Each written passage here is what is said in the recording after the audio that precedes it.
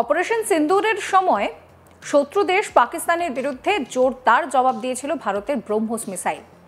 এই ব্রহ্মোস মিসাইলের চাহিদা কার্যত এক ধাক্কায় অনেকটাই বেড়ে গিয়েছে। ভারতের প্রতিরক্ষা মন্ত্রী রাজনাথ সিং স্বয়ং বলেছেন যে বিশ্বের বহু দেশ নিজেদের নিরাপত্তার জন্য ভারতের কাছ থেকে এই ব্রহ্মোস মিসাইল কিনতে চাইছে।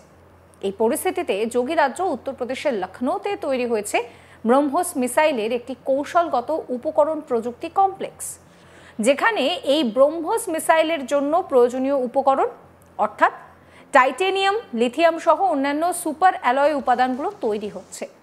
গত মাসে লখনৌতে ব্রহ্মোস মিসাইল উৎপাদনের সুবিধার সঙ্গে সংযুক্ত 4টি স্বতন্ত্র কারখানা সহ একটি কৌশলগত উপকরণ প্রযুক্তি কমপ্লেক্সের উদ্বোধন করা হয়। এটি আদতে উত্তরপ্রদেশ প্রতিরক্ষা করিডোরের অংশ বিশেষ। লখনৌয়ে সেখানে যেটা জানা যাচ্ছে যে সমস্ত কিছু কিন্তু তৈরি হচ্ছে।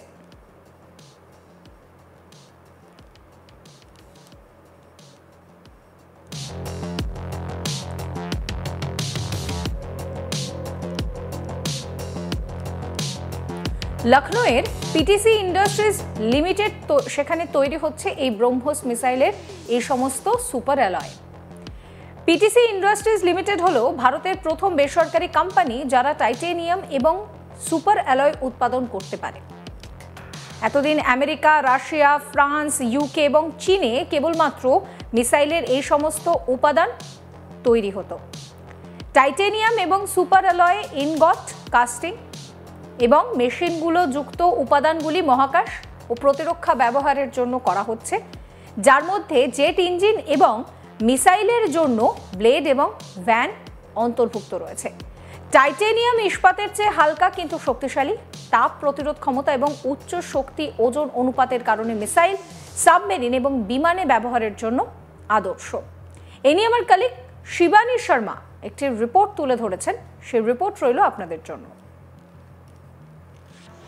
भारत लगातार बन रहा है आत्मनिर्भर और हमारी सशस्त्र सेनाएं बन रही हैं ताकतवर। और मैं इस वक्त आपको लेकर आई हूं लखनऊ की एक ऐसी इंडस्ट्री जहां पर ब्रह्मोस के लिए अलॉयज बनाए जाते हैं।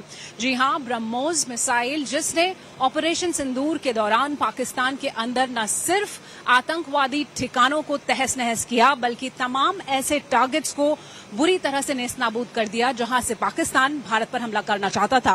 और ब्रह्मोस की फैसिलिटी लखनऊ में शुरू हुई है 300 करोड़ की लागत के साथ, और उस फैसिलिटी को कंट्रीब्यूट करती हुई तमाम कंपनियां लखनऊ में ही शुरू हुई हैं। और मैं इस वक्त पीटीसी इंडस्ट्रीज में हूं।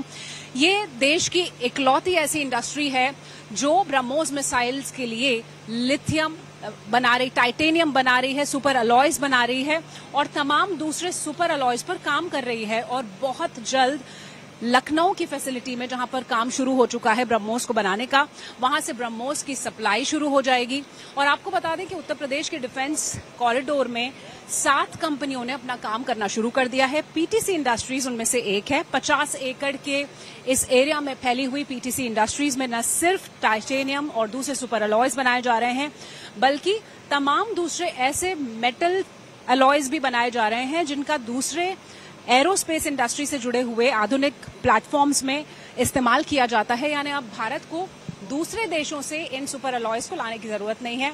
और भारत में ब्रह्मोस लगातार अपनी कैपेबिलिटीज को तो दिखा ही रहा है, इसकी प्रोडक्शन कैपेबिलिटीज को भी बढ़ाया जा रहा है।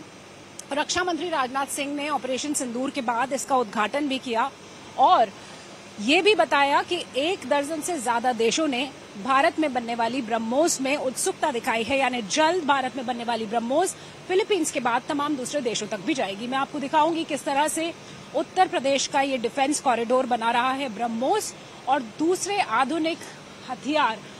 भारत लगातार बन रहा है आत्मनिर्भर और हमारी सशस्त्र सेनाएं बन रही हैं ताकतवर। और मैं इस वक्त आपको लेकर आई हूं लखनऊ की एक ऐसी इंडस्ट्री जहां पर ब्रह्मोस के लिए अलॉयज बनाए जाते हैं।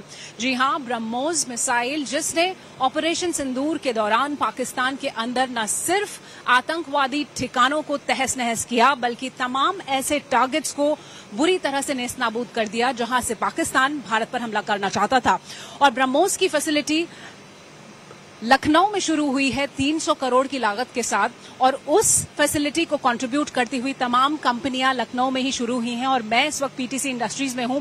ये देश की इकलौती ऐसी इंडस्ट्री है जो ब्रह्मोस मिसाइल्स के लिए लिथियम बना रही, टाइटेनियम बना रही है, सुपर अलॉयज बना रही है और तमाम दूसरे सुपर अलॉयज पर काम कर रही है और बहुत जल्द लखनऊ की फैसिलिटी में जहां पर काम शुरू हो चुका है ब्रह्मोस को बनाने का, वहां से ब्रह्मोस की सप्लाई शुरू हो जाएगी। और आपको बता दें कि उत्तर प्रदेश के डिफेंस कॉरिडोर में 7 कंपनियों ने अपना काम करना शुरू कर दिया है। पीटीसी इंडस्ट्रीज उनमें से एक है। 50 एकड़ के इस एरिया में फैली हुई पीटीसी इंडस्ट्रीज में न सिर्फ टाइटेनियम और दूसरे सुपर अलॉयज बनाए जा रहे हैं, बल्कि तमाम दूसरे ऐसे मेटल अलॉयज भी बनाए जा रहे हैं जिनका दूसरे एरोस्पेस इंडस्ट्री से जुड़े हुए आधुनिक प्लेटफॉर्म्स में इस्तेमाल किया जाता है। यानी अब भारत को दूसरे देशों से इन सुपर अलॉयज को लाने की जरूरत नहीं है और भारत में ब्रह्मोस लगातार अपनी कैपेबिलिटीज को तो दिखा ही रहा है, इसकी प्रोडक्शन कैपेबिलिटीज को भी बढ़ाया जा रहा है।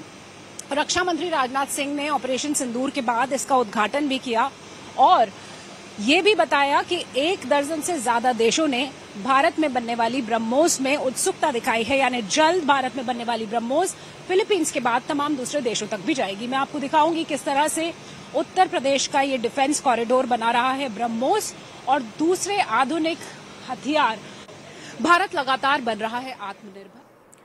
পিটিসি ইন্ডাস্ট্রিজের সিএমডি সচিন আগরওয়ালের ব্যাখ্যা যে ভারত এখনো পর্যন্ত টাইটেনিয়াম উৎপাদনের জন্য আমদানির উপরেই নির্ভরশীল ছিল।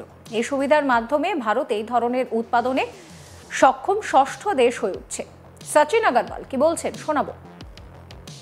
ये दुनिया में ये ग्लोबल स्केल पे यहाँ पे काम टाइटेनियम मटेरियल्स का, सुपर अलॉय मटेरियल्स का, titanium casting, super alloy casting, airfoils, हवाई जहाज के इंजन के पुर्जे, मिल प्रोडक्ट्स, सारे क्रिटिकल मटेरियल्स का, titanium, super alloy, high strength steel का बनाने की सारी कैपेबिलिटी ये स्ट्रेटेजिक मटेरियल टेक्नोलॉजी कॉम्प्लेक्स में आ रही है, जिसका पहला भाग माननीय रक्षा मंत्री जी ने और आदरणीय योगी जी ने, आदित्यनाथ जी ने यहाँ पे हम लोग का पिछले महीने इनॉग्रेट किया था। इसमें पहली फैसिलिटी का भी इनॉग्रेशन हुआ था। अभी यहाँ पे 3 नई और फैसिलिटीज कंस्ट्रक्शन में है इसी कॉम्प्लेक्स में, जो 50 एकड़ का कॉम्प्लेक्स है।